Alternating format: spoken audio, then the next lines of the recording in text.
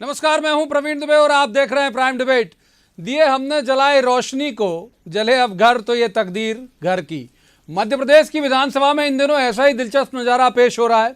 खबरों में इसे कांग्रेस के सियासी घमासान का नाम दे दीजिए, लेकिन तस्वीर में जो नुमाया हो रहा है ये वो सीन है जिसमें सत्ता में भी कांग्रेस ही है और विपक्ष में भी कांग्रेस।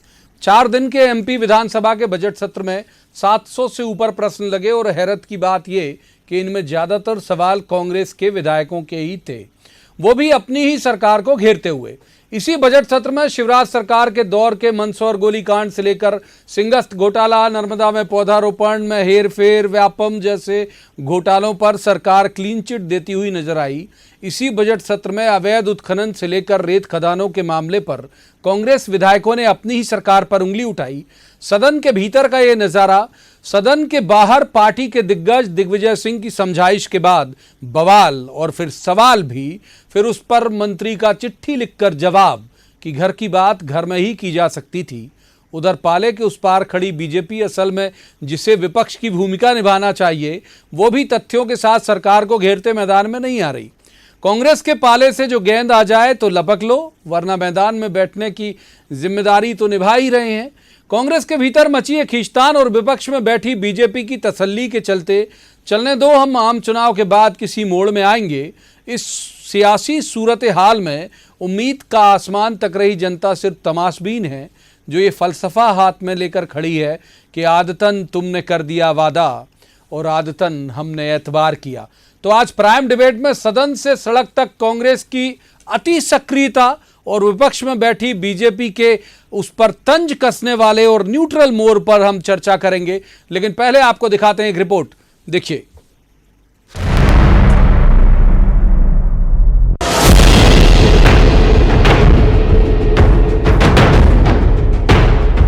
पढ़ना चाहिए कि अधिकारी जो जवाब बना रहे हैं, कोई अधिकारी भगवान थोड़ी है कि जो उसने लिख दिया और वही हम बोलेंगे।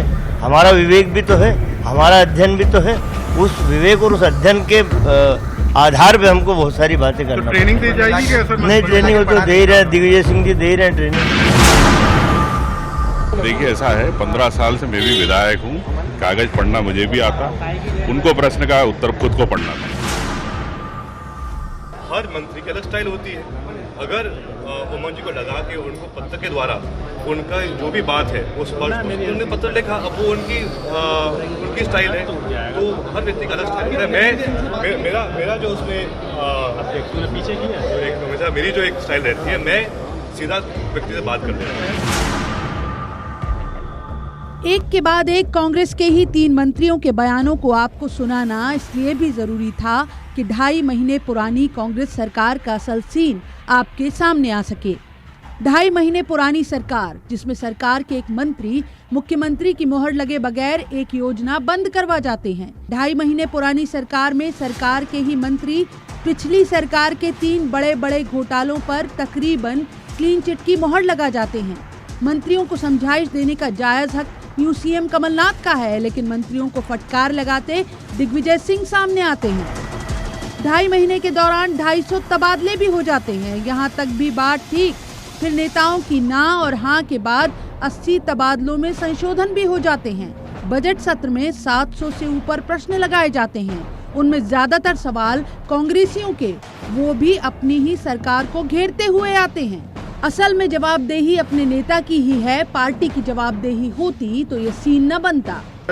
लेकिन हाँ, मैं एक चीज़ मानता हूँ कि पार्टी स्तर पर एक समन्वय होना चाहिए, धीरे धीरे और बढ़ेगा। इधर जिनके दम पर सरकार सत्ता की सीढ़ियां चढ़ी, वो विधायक भी नाक में दम किए हैं। बुरहानपुर से विधायक सुरेंद्र सिंह शेरा का पार्टी के बड़े नेता अरुण यादव के खिलाफ बयान, पथरिया से बीएसपी विधायक रामबाई की आए दिन की खींचतान। अब उस विपक्ष पर आइए जिसे असल में इस भूमिका में होना चाहिए था। वो भी तथ्यों के साथ सरकार को घेरता नजर नहीं आता। जैसे कुछ सरकार गेंद हाथों में थमाकर विकेट लेने का कोई मौका दे जाए तो ठीक, वरना अपने राम तो अब भी सत्ता के इत्मीनान में हैं। ये अगर तथ्यों के आधार पर कोई बात करता तो उसको दबाया नहीं जाना चाहिए और दबा के ये नहीं कहना चाहिए ऐसा नहीं ऐसा कहो। अब अजीब हालात है, मुख्यमंत्री कोई है और ऊपर से आदेश कोई और दे रहा है। इससे प्रदेश की व्यवस्था बिगड़ी।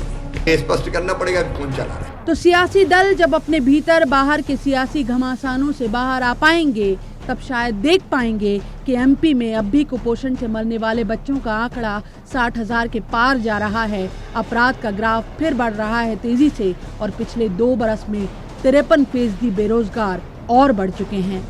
Bureau report, news 18 Madhya Pradesh. तो मसौदा समझ गए होंगे आप। सबसे पहले उनका परिचय मैं आपसे करा दूं जिनके साथ हम इस चर्चा को आगे बढ़ाएंगे। हमारे साथ हैं राहुल सिंह, ये विधायक हैं कांग्रेस के, दमोह से विधायक हैं। राहुल जी का स्वागत। दूसरे मेहमान प्रदीप लारिया, ये नरियावली से बीजेपी के विधायक हैं। प्रदीप जी का स्वागत।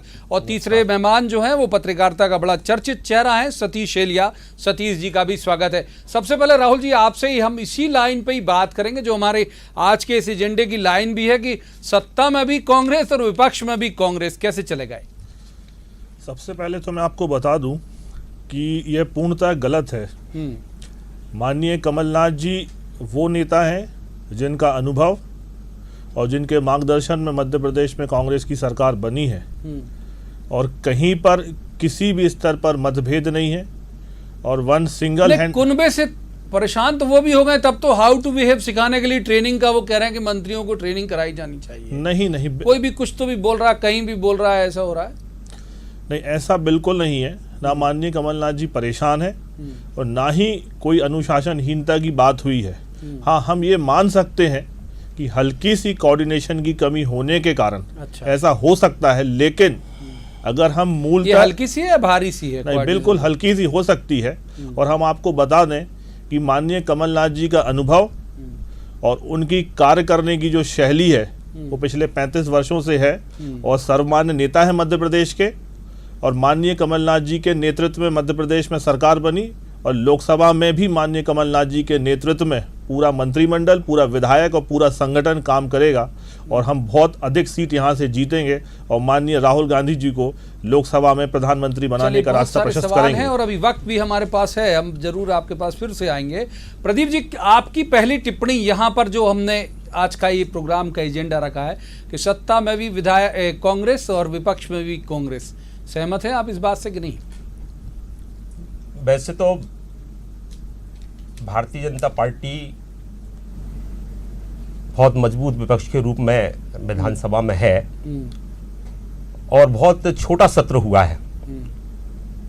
इस छोटे सत्र में भी भारतीय जनता पार्टी ने अपनी भूमिका बहुत जोरदार ढंग से रखी है और कांग्रेस तो गुटों में बटी हुई है। अच्छा, कमलनाथ जी का गुट, दिग्विजय सिंह जी का गुट, सिंधिया जी का गुट, अब एक गुट आपस में टकरा रहे हैं और इसका प्रमाण आप लोगों ने देखा होगा। मंत्री यदि सदन में जवाब देते हैं तो उस पर प्रश्न चिन्ह लगाया जाता है।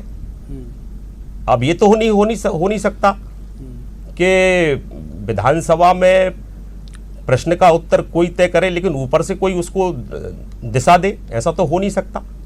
मैं समझता हूँ ये गुटों में, टुकड़ों में बटी हुई कांग्रेस है और आपस में निश्चित तौर पर वो भी विपक्ष की भूमिका निभा रहे हैं। लेकिन भारतीय जनता पार्टी, मैं समझता हूं मध्य प्रदेश के इतिहास में 109 सदस्य का इतना बड़ा विपक्ष आज तक नहीं हुआ होगा और बहुत प्रामाणिकता के साथ विधानसभा में अपनी भूमिका निभा रहे हैं। हालांकि देखिए ही आगे लगभग ले रहे हो आप, जो भी मिल रहा आऊंगा आपके पास। हम सतीश जी का रुख करते हैं। सतीश जी, पहली आपकी टिप्पणी, दिग्विजय सिंह जी की संवैधानिक जो है ओहदा वो हम सब जान रहे हैं कि क्या है, लेकिन सुपर सीएम के तौर पे प्रोजेक्शन हो रहा है उनका।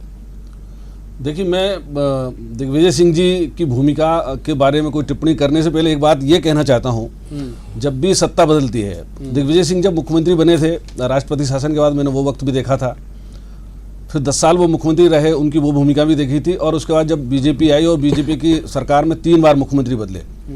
असल में होता क्या है, ये तंत्र सरकार को चलाता है। जनप्रतिनिधि जो चुनकर आते हैं वो उस तरह तंत्र से वाकिफ नहीं होते हैं।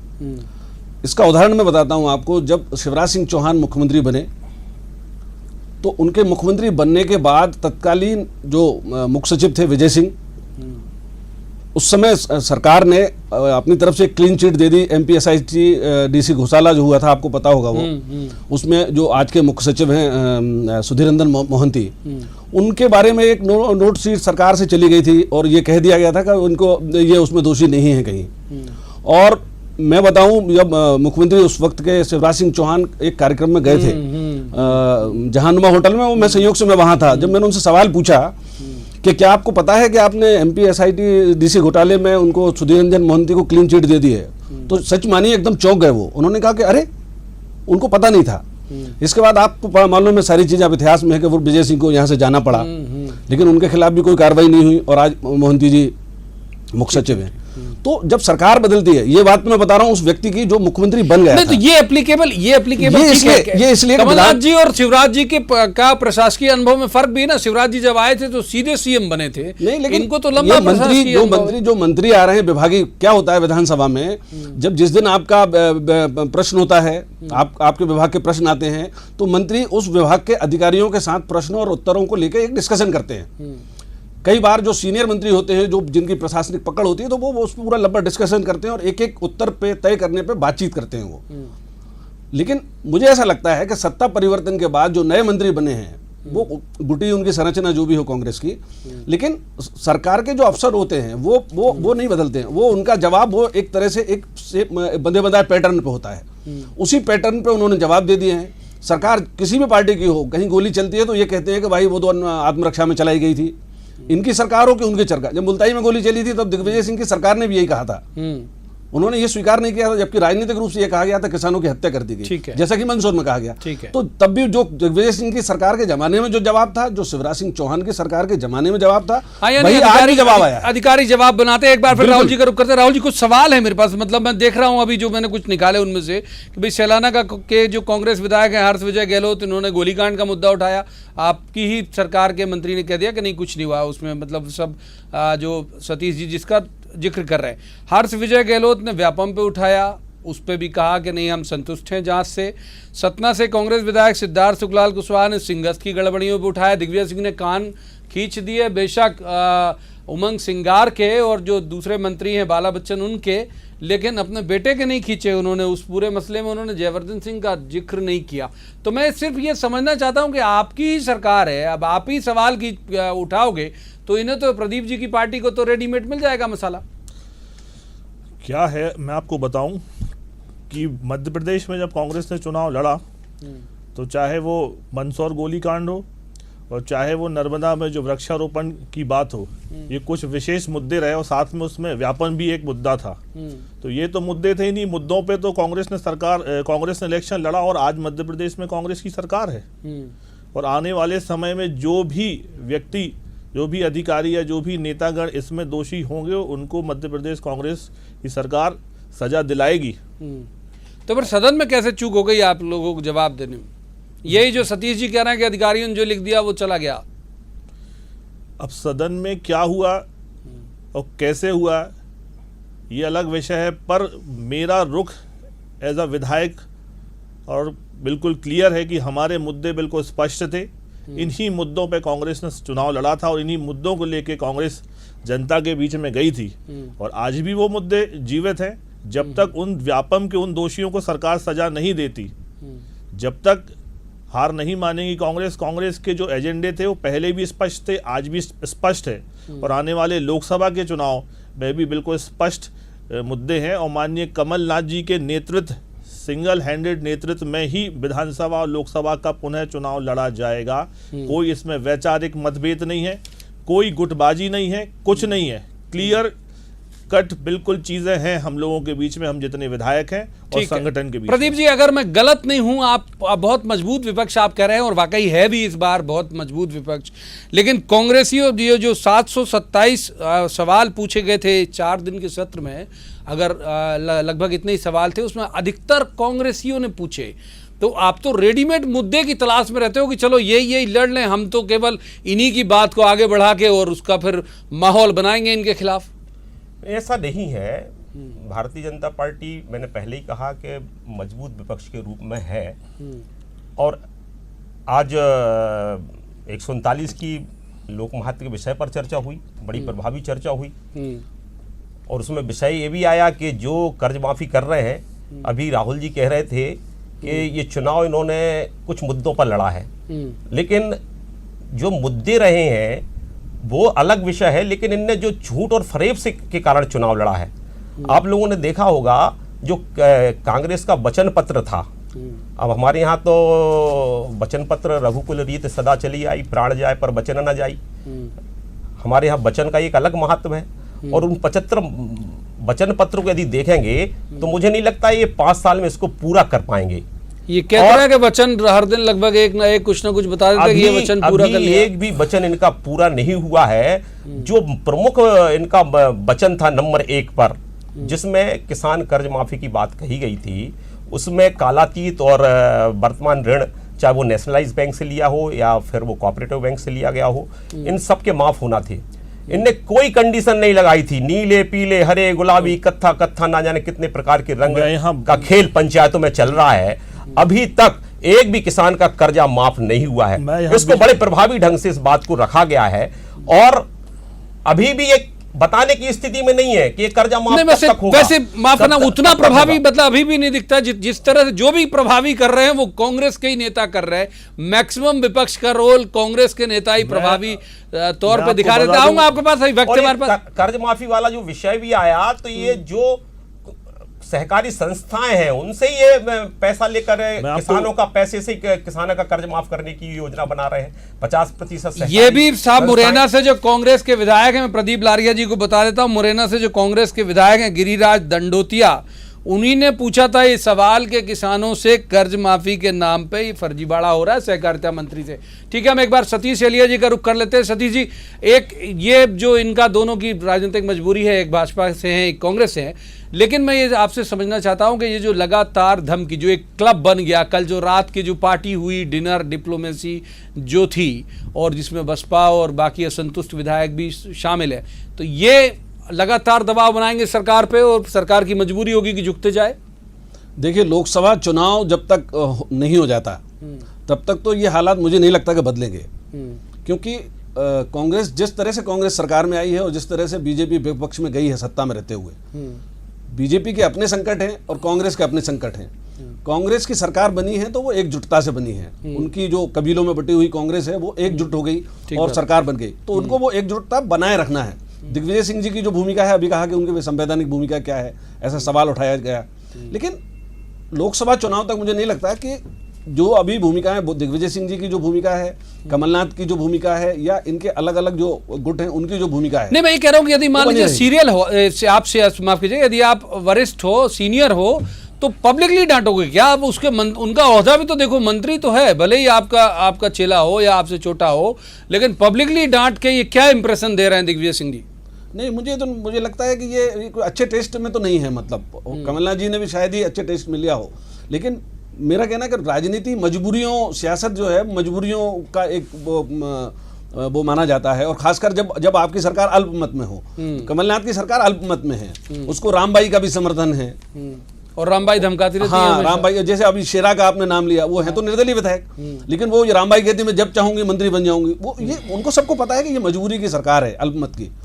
लेकिन कमलनाथ अनुभवी हैं, इसमें कोई शक नहीं है, लेकिन लोकसभा चुनाव सामने है, उनको अपनी छिंदवाड़ा की सीट भी जीतनी है, अभी उनको उपचुनाव भी जीतना है, इसके बाद लोकसभा का टिकट वितरण होना है। तो ऐसी स्थिति में ये जो चल रहा है ना कांग्रेस के भीतर मंत्रियों के बीच में, या 4 दिन का बुला के 2 दिन का जो सत्र हुआ है बहुत छोटा, ठीक है। तो राव जी, ये क्या सतीश जी की बात को एक सिरा पकड़ के मैं आगे बढ़ाता हूं, वो ये कि शायद जो तबादले हो रहे हैं और लगातार ये आप जो 80 से ज्यादा संशोधन कर डालते हो, आज एक का हुआ, कल फिर एक विधायक के कहने पर ट्रांसफर हो गया, दूसरे ने कैंसिल करा दिया, ये क्या इसी वजह से है कि विधायकों का न धमका के रखा हुआ है सरकार को? सबसे पहले तो मैं सतीश जी की बात से बिल्कुल सहमत नहीं हूँ। ये जो सरकार अल्पमत की सरकार, ये पूर्ण बहुमत की सरकार है, और माननीय कमलनाथ जी इस सरकार को बहुत ज़बरदस्त तरीके से चलाएंगे। एक बुंदेलखंड में हमारी कहावत है कि जब घर में बर्तन रहे थे तो खड़बड़ा थे। स्वाभाविक सी बात है, विधायक हैं, मंत्री हैं, ज्यादा ही खड़बड़ा रहे, लेकिन ना बिल्कुल नहीं खड़बड़ा रहे। आप बिल्कुल ये तय मानिए, कर्ज माफी के मुद्दे पे एक एक मंत्री, एक एक विधायक, ठीक है, पूरी इच्छा शक्ति के साथ काम करेगा। अभी 22 तारीख से पूरे स्टेट में तहसील स्तर पे कर्ज माफी होगा। युवाओं के बेरोजगार के लिए 4000 वाला भत्ते का कार्यक्रम वो तो कल भी है, वो तो पूरा है। और एक छोटा जवाब के लिए प्रदीप जी को शामिल करते हैं। प्रदीप जी, जब जिस वक्त गवर्नमेंट बनी थी, आप लोग आपकी पार्टी के नेता दम देते रहे कि इतने एमएलए संपर्क में हैं, इतने एमएलए हैं, गिरा देंगे, ये हो जाएगा। अब जब ये डिनर डिप्लोमेसी कर रहे हैं तब आप लोग हाथ नहीं बढ़ाते कि आइए हम अपन मिलकर सरकार गिराते हैं। ऐसा है, अभी प्रवीण जी कह रहे थे, उनकी बात से मैं बिल्कुल सहमत हूँ। कबीलों में बटी हुई इस पार्टी है और सरकार है। अब ये एक तो तीन अमर अकबर एंथोनी, अब इसमें कौन अमर है, कौन अकबर है, कौन एंथोनी, 2.5 लोग इसको सरकार को चला रहे हैं। फिर एक बैठक अलग से विधायकों की होती है, 23-27 जितने भी विधायक थे उनकी अलग बैठक होती है, उनका भी क्लब बनता है। अब ये दिग्विजय सिंह की कांग्रेस, के कमलनाथ की कांग्रेस, क्या ज्योतिरादित्य सिंधिया की कांग्रेस, फिर कांग्रेस, या फिर ये अलग क्लब बन गया। आखिरकार ये क्या चल रहा है? दिग्विजय सिंह जी प्रश्न खड़े करते हैं, मंत्री घुटना टेक हो जाते हैं। मैं समझता हूँ 2-2.5 महीने में ये मध्य प्रदेश को ये चित्र देखने को मिल रहा है। ठीक है, माफ कीजिए, वक्त हमारे पास इतना ही। मुझे तीनों मेहमानों का शुक्रिया अदा करना पड़ेगा, लेकिन ये जरूर है कि जब बहुत सारे एमएलए बिल्कुल नए चुन के आते हैं, बहुत सारे 21 से ज्यादा या 21 के करीब मंत्री पहली बार बनते हैं, तो जाहिर सी बात है सतीश इलिया जिस बात का जिक्र कर रहे थे कि थोड़ा सा लड़खड़ाते हुए चल जाएगी, अब ये कितना खींच ले जाते हैं, यही उनकी काबिलियत होगी और इसी पर लोगों की नजर होगी। आज के प्राइम डिबेट में बस इतना ही। आप देखते रहिए न्यूज़ 18 मध्य प्रदेश छत्तीसगढ़।